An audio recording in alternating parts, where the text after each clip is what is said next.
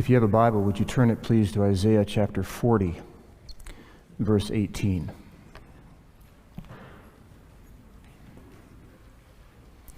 Isaiah chapter 40, beginning with verse 18. It's page 512 in the blue pew Bible that is somewhere nearby where you're at, in front of you perhaps, or underneath the pew. Page 512, Isaiah 40, beginning with verse 18. Isaiah is sometimes referred to as the prophet of the gospel in the Old Testament, and we are going to read one of the very good parts of that gospel. Beginning with verse 18. To whom then will you compare God? What image will you compare him to? As for an idol, a craftsman casts it, and a goldsmith overlays it with gold and fashions silver chains for it. A man too poor to present such an offering selects the wood that will not rot. He looks for a skilled craftsman to set up an idol that will not topple. Do you not know? Have you not heard? Has it not been told you from the beginning? Have you not understood since the earth was founded? He sits enthroned above the circle of the earth, and its people are like grasshoppers. He stretches out the heavens like a canopy and spreads them out like a tent to live in. He brings princes to naught and reduces the rulers of this world to nothing. No sooner are they planted, no sooner are they sown, no sooner do they take root in the ground than he blows on them, and they wither, and a whirlwind sweeps them away like chaff. To whom will you compare me? Or who is my equal? Says the Holy One. Lift your eyes and look to the heavens. Who created all these? He who brings out the starry host one by one and calls them each by name. Because of his great power and mighty strength, not one of them is missing. Why do you say, O Jacob, and complain, O Israel? My way is hidden from the Lord. My cause is disregarded by my God. Do you not know? Have you not heard? The Lord is the everlasting God, the creator of the ends of the earth. He will not grow tired or weary, and his understanding no one can fathom. He gives strength to the weary and increases the power of the weak. Even youths grow tired and weary, and young men stumble and fall. But those who hope in the Lord will renew their strength. They will soar on wings like eagles. They will run and not grow weary. They will walk and not be faint.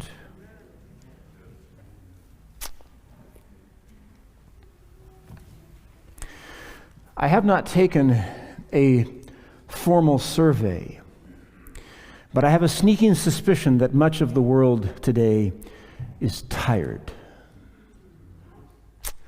We are tired of the world's health situation. We are tired of the extra burdens and sorrows that we have had over the last 2 years. We are even to the place now that we are tired of talking about how tired we are. Wouldn't it be nice to have the energy that Isaiah just told us about? Wouldn't it be nice to have that renewed, that endless supply of divine power? And of course, the good news is that we can, but it is only found in one place. Or perhaps I should say, in one person. Take a look at page 1 in your blue Bible. Genesis chapter 1, verse 1. Genesis 1, verse 1, page 1 in your blue Bible. Isaiah spoke much about the great God that we serve, Jehovah Almighty, and refers to him repeatedly, either by the name or strongly implied by the description that he gives, as the Creator, the one who made. I think it might be good this morning for all those that are weary to go back and look a little bit at what the Creator did. Let's take a peek here. Genesis 1, verse 1. In the beginning, God created the heavens and the earth. Now the earth was formless and empty. Darkness was over the surface of the deep, and the Spirit of God was hovering over the waters. So short, I need to read it twice. In the beginning, God created the heavens and the earth. Now the earth was formless and empty. Darkness was over the surface of the deep, and the Spirit of God was hovering over the waters. Now, pause for just a moment. The story that we are reading here, for many of us, it's familiar. We've heard about it since we were this small, and that's an excellent thing. Unfortunately, sometimes we forget just how unique what we just read is. You see, this is not the only creation story in history. In fact, there are some ancient tales that are told about how the world and the galaxy and the universe, etc., came to be, that for many centuries were more prominently known than the one that we are just beginning to read here. Enuma Elish is one of those stories, and it talks about there how God, quote God, I have to use quotation marks, came about because he managed to get to the top of the heap with other gods. In other words, they had a fight. The primal forces of nature were personified in those tales of creation, wind and fire, the earth, etc. And the gods fought together, and finally, one was triumphant, and that's where we came from. In Enuma Elish, that story, for instance, the human beings were created to be servants of the gods so that the gods wouldn't have to work anymore. We essentially were their slaves. Not so in this story. In this story, first of all, there's no explanation given for the beginning of God because there isn't one. God simply is. There's no tussle with other gods. He is the one true reigning God. No explanation is attempted to give for his origins because there is no explanation for it. He simply exists, and because of that, he is our creator, and because of that, he is worthy of our worship. I've said it before, and I will probably say it again in the future, and I'm going to say it now. The most important thing that we can say about God is that he is the creator. It is more important even than saying that he is our redeemer, as important as that is, because only the creator can be the redeemer. David himself makes it clear. He said, "Create in me a clean heart, O God, and renew a right spirit within me." Salvation is an act of creation. Thus, only the creator can be our redeemer. To say that God is the creator is the most important thing we can say about him. Well, what does the creator do? Well, verse 3. And God said, "Let there be light." I always feel bad when I read that because it just sounds so pathetic. My little whiny voice up here, reading these words off a page as though it were somehow indicative of what happened in the beginning. So I apologize. Forgive me. I don't know what else to do, right? What can any of us do? The deepest baritone sounds like a shrill-pitched canary in a tin can compared to what must have happened back in that time, right? So I'll try it one more time. And God said, "Let there be light," and there was light. God saw that the light was good, and he separated the light from the darkness. God called the light day, and the darkness he called night. And there was evening, and there was morning, the first day. Wow. What must it have been like back at that time? We have no idea. People talk about what was the mechanism of creation, as though you could understand it even if it was explained to you. I can't understand it, you can understand it, but God simply speaks here and it comes to pass. Now, it's interesting. One of the greatest signs of God's sovereignty and created power is also something that we tend to notice the least. We take light for granted. Isn't it true? When was the last time that you walked into a room, hit a switch, and went, "Oh, did you see that? Dear, come here, you've got his kids, come and watch this again. Oh, you did it again." We walk into rooms and we flip switches all the time. We at night, we pull out our phones and we hit a button and it lights up our path from the garage to the house. And we just take light as absolutely normal. And yet God does not. God does not take light for granted at all. In fact, when we read throughout the Bible, light is used to identify that which is good, that which is righteous, that which is just, that which is helpful, that which is of God. Jesus himself is called the what of the world? Light of the world, right? John chapter 1. There's other places too. Psalm 119, the Bible is referred to as a lamp unto my feet and a light unto my path. Exactly. God dwells, 1 Timothy 6:16, in unapproachable light. And those who do evil, John 3, verse 20 and 21, are described as loving darkness, while someone who lives by the truth is described as someone who comes into the light so that it may be seen plainly that what he has been done through God. So again, one of the most powerful signs of God's sovereignty and creative power is also something that we tend to notice the least until, that is, it is gone. And then we tend to notice. Many years ago, when I was a student at Walla Walla College, now Walla Walla University, I had a 1971 Datsun 240Z. I heard at least one or two amens. Yes, they come from the factory pre-rusted. Okay, they're made of tin foil, and they spray water at the factory so they rust out. So they're not very stable cars, but they are fun. And I had my black 240Z.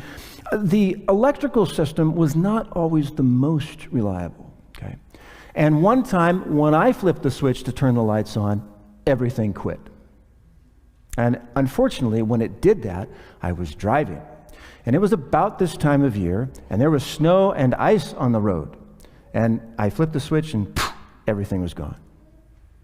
I coasted into a gas station, which blessedly was nearby, and I went over to a payphone. Now, for those of you that are younger than 30, a payphone was a large box. It had a receiver on it. You could go up, you could put money into it and push buttons, and it would make a phone call.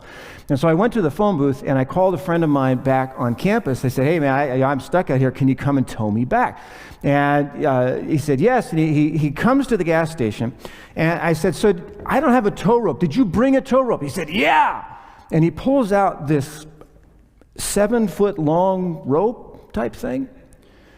And I'm doing the math here. Okay, it's got to tie to his bumper, and you can't tie to the bumper of a 240Z because you'll pull it right off. And so you have to tuck it someplace underneath on the frame. So by the time we were tied together, there's about 6 feet, maybe 5-6 feet between my bumper, front bumper, and his rear bumper. And it's icy, and the roads are treacherous, and I have no electricity in my car. And so I'm trying to think this through here. And I thought, okay, so what's going to be the sign that you're going to hit the brakes, right? And of course, what does he say? When the brake lights come on, you'll know. Okay. All right, not able to escape his logic. We start out down the road. And of course, I have no windshield wipers, right? And it's slushy. It's right at that temperature where there's slush and ice, both. And so he's progressively kicking this stuff up on my windshield. A nice layer of ice is forming there. And by the time we are, 2-3 miles down the road, when he would hit the brakes for whatever reason, there's kind of this distant glow somewhere in front of me. And I got my foot hanging on, it would stop like that, but you don't want to do it too much because you'll slide and this type of thing. It was a hair-raising ride back to campus. And I tell you what, when I got back and finally slid into my parking spot there at the dormitory, you did not have to convince me. Life is better with light. Perhaps that's why our Creator God made the addition of light to our world his first priority. So that we would always remember that life is better in the light of God. That truth is found when we walk in the light of God. That love is found when we walk in the light of God. And especially when sin has such sway in the world as it does today, we are reminded that victory over darkness can always be found when we walk in the light of God. So the next time you can go outside, or the next time you go anywhere, and you can see, thank God. And remember to thank your Creator God for the glorious gift of his light. Verse 6, day number 2. And God said, let there be an expanse between the waters to separate water from water. So God made the expanse and separated the water under the expanse from the water above it, and it was so. God called the expanse sky, and there was evening, and there was morning. the second day. Did you know that the sky is bigger in Montana? The reason I know this, yes, is because people from Montana have told me that this is true. They even put it on there. I think it's on the license plate, isn't it? You know, big sky country, right? Okay. The sky is bigger in Montana, and the reason for that is because if you drive through Montana, which is gorgeous, generally speaking, when you drive through Montana, you have these wide open spaces punctuated by rather tall mountains on either side. And so the sky is accentuated. Because of this huge open space, you can see a whole bunch of it out there. Many of those beautiful spots. Now, this phenomena is not isolated to the West. In fact, this phenomena is why everybody so often, each one of us, needs to go to the New Market Gap. Now, for those of you that are watching at home and may not know what the New Market Gap is, first of all, we are astonished at your geographical ignorance. Actually, that's not true. The New Market, we're a small little town, but we do have something called the New Market Gap. And the New Market Gap, this is the, how would we put it? This is the uncivilized side of the New Market Gap. Right? If you want to go to the civilized side, then you can go to the northern side of the New Market Gap, and there they have a nice little paved trail. You can walk out there and look out over Page County. If you go to the prehistoric side, to the right, then you can go on up, and that's where this picture is taken. This is where we can look out over our part of the world, and it is impressive. It is no wonder to those of us that live here why people, for instance, retire here. It's a beautiful part of the country. We are blessed to be able to have spots like this where in just really a few minutes' time from where we live, we can go up and we can see not just the lay of the land, but some of the most beautiful sunsets that you're going to find. And that sky, to be able to see for miles and miles. You know, the New Market Gap, if I understand it right, like where this picture is taken, I think it is at the astonishing height of about 1,900 feet. I think that's about right. Does that sound about right? Yes, 1,900 feet, 1,800 feet, something like that. By other people's standards, maybe that's not so high. But I tell you what, that extra 1,000 feet from the valley floor up to there, boy, you can sure see a lot. You can see miles and miles to the south. You can see miles and miles to the north. You can see over into West Virginia. And the sky up there, particularly at times of day, like when this picture was taken. I mean, it is breathtaking. You see, it's at places like the Gap, places where we can see the sky out there, that we are reminded of certain key facts of life. For instance, we are reminded that our problems are not as big as God's sky. Talk about perspective, right? We are reminded that we are small and that therefore we have no reason to be proud or arrogant. There's something humbling about being out under the open sky. We are reminded that since God created the sky, that He is bigger than the sky in every meaningful way, and that His power is sufficient to get us through now, whatever it is that we are going through now. So if you haven't been to the Gap recently, or wherever it is that you find big swaths of firmament, it's probably time to go. Because the cure for the common human can be seen through the magnificent sky that the Creator God Himself designed all those years ago. Day 3. Verse 9. And God said, "Let the water under the sky be gathered to one place, and let dry ground appear." And it was so. God called the dry ground land, and the gathered waters He called seas, and God saw that it was good. Then God said, "Let the land produce vegetation, seed-bearing plants and trees on the land that bear fruit with seed in it according to their various kinds." And it was so. The land produced vegetation, plants bearing seed according to their kinds, and trees bearing fruit with seed in it according to their kinds. And God saw that it was good.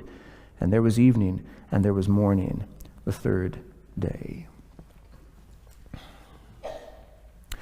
I think, personal opinion, I think there are few things more inspiring to human beings than where bodies of water meet the land. Think about the ocean for a moment. There is a reason why cruise ships do not just take all their passengers every time out into the ocean and do circles. Okay? Because as beautiful temporarily as the open ocean can be, it's ultimately featureless. It's kind of flat out there. Every now and then you might see a fish, but that's about it that's out there, right? And so instead, cruise lines, they will make frequent ports of call. They will make landfall at some picturesque place. Sometimes they'll just stick close to the land in general. Some of you have been up on the Inland Passage cruise, going out of British Columbia up towards Alaska. Absolutely gorgeous. And the reason why it's gorgeous is because that's where the water meets the land. You know, there is just something, a rare beauty, a rare inspirational power that comes from water meeting the shore. And all of this comes from the hand of God. He's the one who made that connection between the two. You know, in my opinion, this is the real reason why we will never live on Mars. I've heard all kinds of, technical discussions as to why, scientifically speaking, there's some challenges to living on Mars, and yet there are people, Elon Musk, etc., that are spending billions that we might someday live on Mars. I have bad news for all of them. No guy is going to go. Okay? You mean there's no place to fish? There's no place to skip rocks. Okay? That's right. Now, see, the guys understand what I'm talking about. Ladies, in case you don't know, if a guy goes to like a river and there are rocks there, it's designed by God himself that the guy will reach down, pick up the rock, and begin to skip it across the water, okay? Ladies generally don't have this, okay? It's a learned behavior for ladies. It's an innate behavior for guys, right? And as soon as guys realize there is none of that on Mars, we're not going. We're not going, okay? You see, the power that God exerted in separating the waters, in making dry land appear, again, something that we take for granted, but which was not until this day that we just read about in creation. When God did that, there was something about that act that resonates deep inside of the human spirit. That's what we're designed for. If we are listening, the sound of the waves hitting the sand does something to us. Have you heard it before? Have you stopped to pause and listen?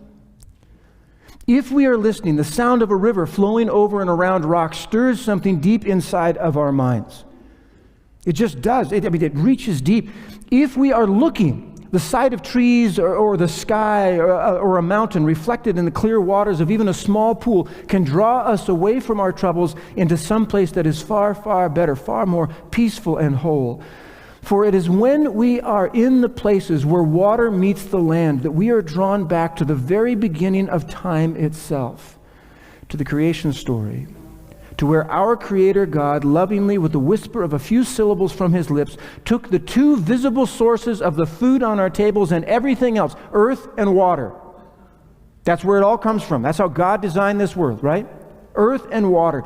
And he established their boundaries with such majesty and grace that even in our sin-soaked world, we can still see the powerful hand of God that is ready and able to work on our behalf.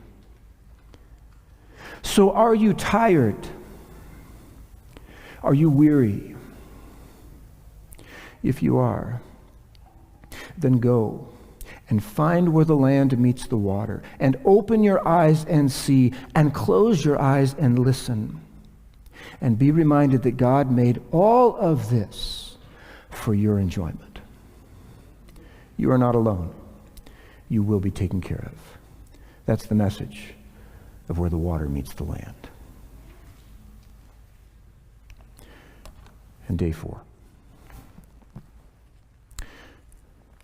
Verse 14. The final day we'll have time for this morning. And God said, "Let there be lights in the expanse of the sky, to separate the day from the night, and let them serve as signs to mark seasons and days and years, and let them be lights in the expanse of the sky to give light on the earth." And it was so.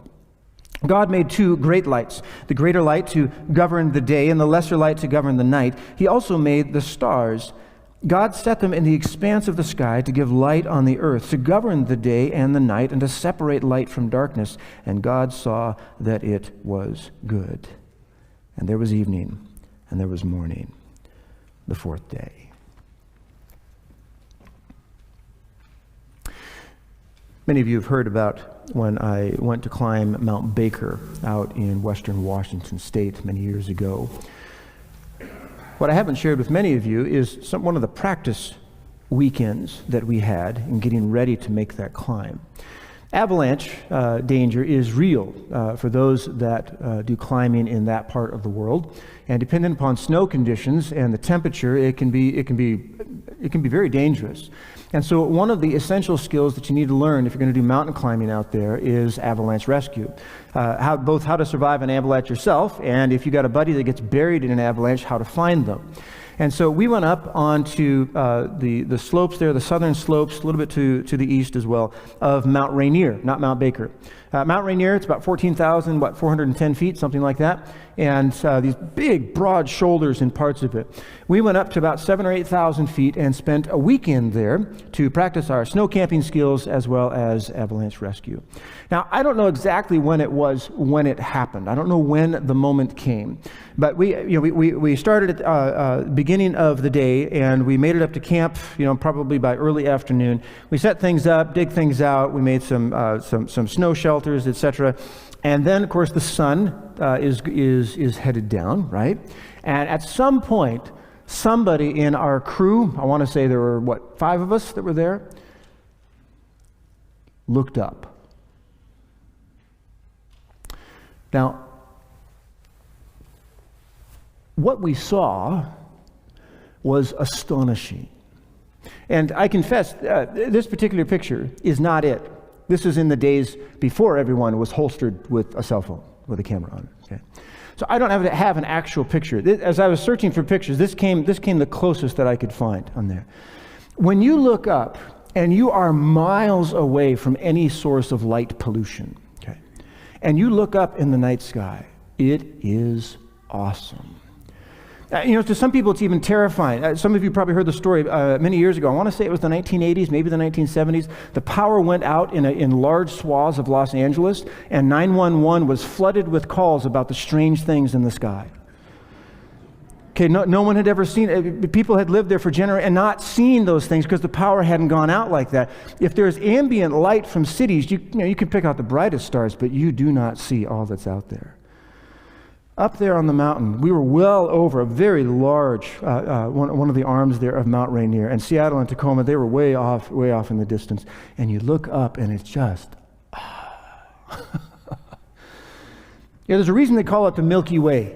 I mean, it is milky. It's not just, the North Star sitting up there and the Big Dipper and Orion. I mean, it's incredible.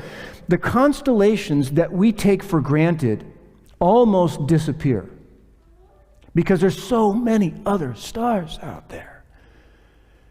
And when somebody, again, I don't remember who it was or when they looked up, but they looked up and it was like, oh, and everybody was like, what's going on? Oh, And there was this moment of silent, there's nothing else to call it, worship, as we see the handiwork of God there. All of that beauty in the sky is one more reminder. Well, it's a reminder of so many things, but one of the things that is a reminder of is that there is a far better world to come. You see, all those stars out there, and whatever planets are orbiting around them, and whatever civilizations there are that are there, they are untouched by sin. And someday, we're going to go there. From the dawn of time in the creation story, and foreseeing the entrance of sin into our world, our Creator God placed daily reminders, or should I say nightly reminders, in the sky that we are intended for better things than sin. We are intended for better things than all the pleasure and power and prestige that this decrepit old world can give. It is in those stars that we are reminded that sin doesn't have to be. It wasn't for them, and someday it won't be for us either. We are reminded that someday sin on this planet will be erased. And perhaps most of all, we are reminded that any creator God who is big enough to create such stunningly beautiful stars by the untold millions is surely able to take our hearts of sin and replace them with a heart from the heavens. He is surely able to take our weary souls and give them strength sufficient for the challenges of the day. So the next time a cloudless night comes along, go outside and look up. God is waiting there to renew your strength through a message written in starlight. And of course, we could go on if we had the time. There are other days remaining in the creation week. But the Sabbath, the day that really we have been talking about all along this morning, comes at the end of that week. Chapter 2, verse 1. Thus the heavens and the earth were completed in all their vast array. By the seventh day God had finished the work he had been doing. And so on the seventh day he rested from all his work. And God blessed the seventh day and made it holy, because on it he rested from all the work of creating that he had done.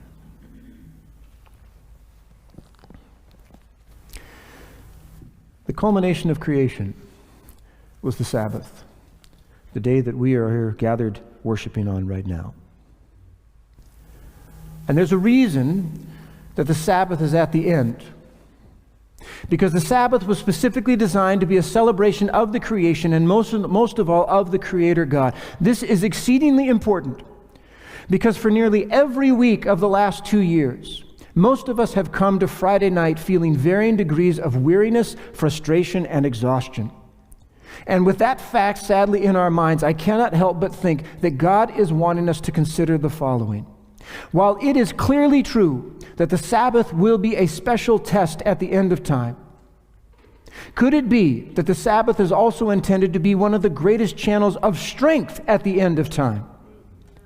Could it be that in the mind of God, what we have too often identified only as an important end-time element of prophecy is also specifically and intentionally designed as a powerful path to getting what we need to survive and even thrive in the last days? And if indeed this is true, and I believe that it is, then I must ask myself, am I living the Sabbath experience that God craves for me to live? And you must ask yourself the question, are you living the Sabbath experience that God craves for you to live? Are we intentionally and passionately pausing on the Sabbath to remember the mighty creative things that God has given to us? Are we pausing to smell the trees and the grass? Or here in winter, are we pausing to smell the clear air? To ponder the snow, to marvel at the feeding of wild animals, even in frozen times, to see the sun glinting off of the icicles? Are we stopping not just our work on the Sabbath, but also our distractedness? That's the challenge, isn't it? To set aside whatever it is that might keep us from the true purpose of the day. We may not be working with our hands sometimes, but our minds continue apace sometimes on the Sabbath, don't they? And yet it is the Sabbath that God has blessed us with. It's the Sabbath that we can take the time to experience the birds and the rivers, the oceans, the hills, the mountains, the moon, the stars, the sunset, the light that blesses our planet every day. And as we are watching and soaking up those things, we can see our loving Creator God afresh and find fresh strength for the day in doing so. You see, one of the greatest secrets to living successfully at the end of time is found in the slice of heaven that every seventh day Sabbath brings. And it is only in honoring this seventh heaven that we can ask and correctly answer Isaiah's life-changing question. Keep your Bible closed, please, and just listen. Isaiah asked, "Why do you say, O Jacob, and complain, O Israel? My way is hidden from the Lord, my cause is disregarded by my God. Do you not know? Have you not heard? The Lord is the everlasting God, the creator of the ends of the earth.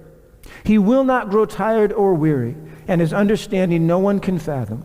He gives strength to the weary and increases the power of the weak. Even youths grow tired and weary, and young men stumble and fall. But those who hope in the Lord will renew their strength.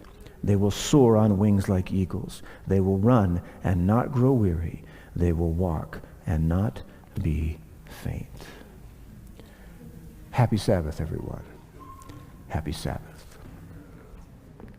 Father in heaven, we do lift our cups up to you. Lord, some of our cups have a little bit of something in them. Some of our cups are empty. We praise you that you specialize in filling all manner of cups. Thank you for the gift of the Sabbath. Thank you for the renewal of energy from you that flows through your holy Sabbath day.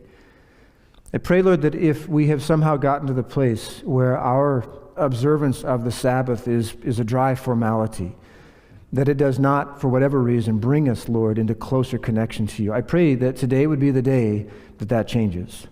I pray that today would be the day, since it is your Sabbath, Lord, that we would indeed find you, that we would have renewed connection to you, renewed strength from you. We live in challenging times. Oh, Lord, oh, how we need you as experienced on your holy Sabbath day. Bless us with this gift, Lord, for we have asked it in your name. Amen.